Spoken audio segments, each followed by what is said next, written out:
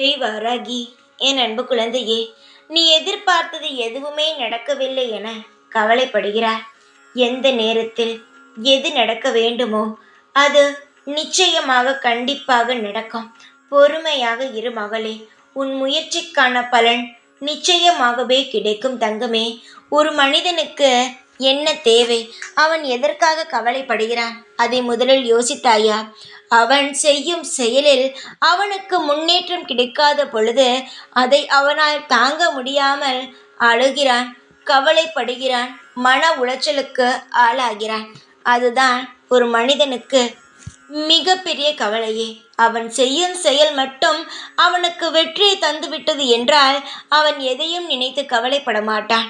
ஏனென்றால் இதுவே நடந்துவிட்டது, இன்னும் எல்லாம் நல்லதாக நடக்கும் என்று அவனே அவன் மனதை ஆறுதல் படுத்திக் கொள்வான். ஆனால் முயற்சி செய்யும் விஷயம் நடக்காத பொழுது அந்த இடத்தில் அவன் உடைந்து அவனுடைய முயற்சியை அங்கே கைவிடுகிறான். இப்பொழுதும் உன் நிலைமையானது அப்படித்தான் இருக்கிறது. வாழ்க்கையில் போராடுகிறோம். ஒவ்வொரு நாளும் பயந்து பயந்து இன்று மாறுமா நாளை மாறுமா என்று நினைக்கிறோம். தினமும் இரவு படுக்கும் பொழுது நாளை காலை விடியல் ஒரு புது விடியலாக இருக்கட்டும் என்று நம்பி படுக்கிறேன். ஆனால் காலை விடிந்தவுடன் அதே போல் கவலையும் அதே போல கஷ்டமும் தான் இருக்கிறதே தவிர எந்த ஒரு விதமான மாற்றமும் என்னுடைய வாழ்க்கையில் இல்லையே என்று ஒவ்வொரு நாளுமே நீ வேதனைப்படுவது எனக்கு தெரியாமலா இருக்கிறது தங்கமே. நீ உன்னுடைய முயற்சியில் கூடிய சீக்கிரமாகவே வெற்றி பெறுவாய். 4 பேர் அண்ணாந்து உன்னை பார்க்கும் வகையில் உன்னுடைய வளர்ச்சியோ மிக பிரம்மாண்டமாக இருக்க போகிறது. இனி நீ கவலைப்பட வேண்டிய அவசியம் ஒரு நாளுமே வராது. இந்த வாராகியுடைய துணையும் கருணை பார்வையும் உன் மீது பட்டுவிட்டது. இனி நீ ஒவ்வொரு நாளும் பயந்து பயந்து இன்று விடையுமா நாளை விடையுமா என்று நீ கவலைப்பட வேண்டிய அவசியம் கிடையாது. யாரையும் பார்த்து பயந்து யாருக்காகவும் கை கட்டி நின்று அவருடைய வார்த்தையை கேட்டு அவமானப்படுவது எதுவுமே வேண்டாம். உன்னுடைய சுயமான செயலில் நீ உன்னுடைய பெயரை பெறுவாய். நிச்சயமாக நல்ல குழந்தையாகவும் 4 பேருக்கு நல்ல உதவும் குழந்தையாகவும் நல்ல பேருடனும் நீ நிச்சயமாக வாழ்வாய்.